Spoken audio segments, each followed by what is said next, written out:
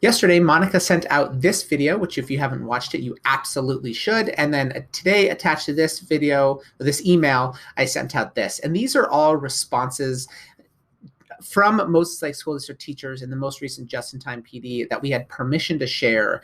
And we hope that you find this valuable and meaningful just to hear what teachers have done. And even if your voice isn't in here, we know that your story is echoed with these. And we just want to say thank you, thank you, thank you, thank you for the work that you're putting in. And thank you to those of you who said that we could share their responses, because it just is very, very cool to hear from you. But for this week's Slam, we thought it would be valuable to tell you how we made these videos, because this is actually a question we get all the time, especially at this point in the year. As you start to make slideshows and presentations for your staff or your students or your families, then the question we get is, how do I make a slideshow presentation that has music playing in it? And this is actually a relatively recent feature. And so what you need to do is make your slideshow and then find the audio that you want to use, which we're going to talk about at the end of this video. Then if you come up here to Insert and Audio, you'll see that you're given all the stuff from your Google Drive. So it does have to be in your Google Drive. So just upload that sucker in there, and then you simply double click on whatever you want. And it's going to drop this little icon in here. And then notice when I have this icon dropped in here, it automatically opened up these formatting options. So what Monica and I did is we set it to play automatically. As soon as we hit play or present in the slideshow, the audio is going to start going. You can adjust the volume here. I like to hide the icon when it's presenting. That way people won't see this.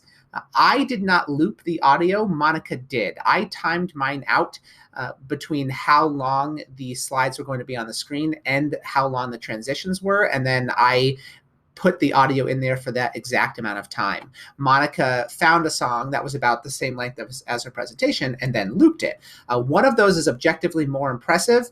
You decide which one. Just saying.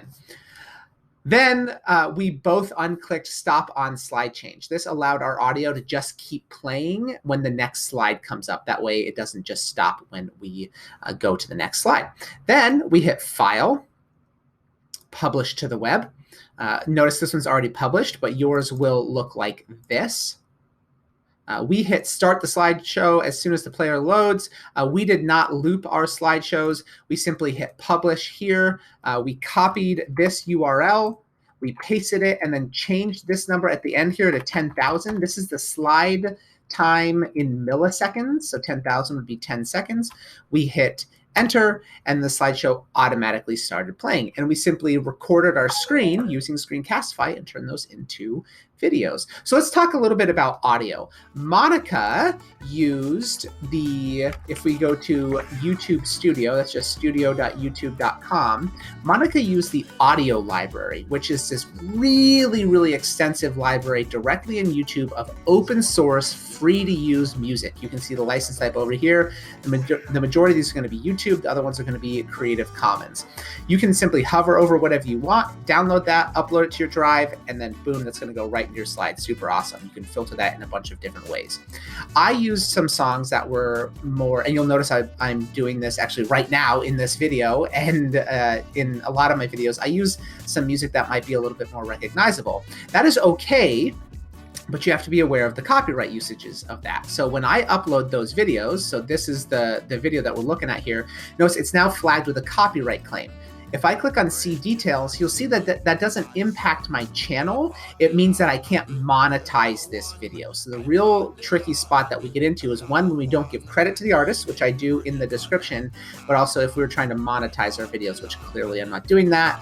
The YouTube subscribers thing is just so I can, on a daily basis, rub that in Monica's face. So 571 right now. I expect that number to go up in like 10 minutes. Pressure's on. Slam.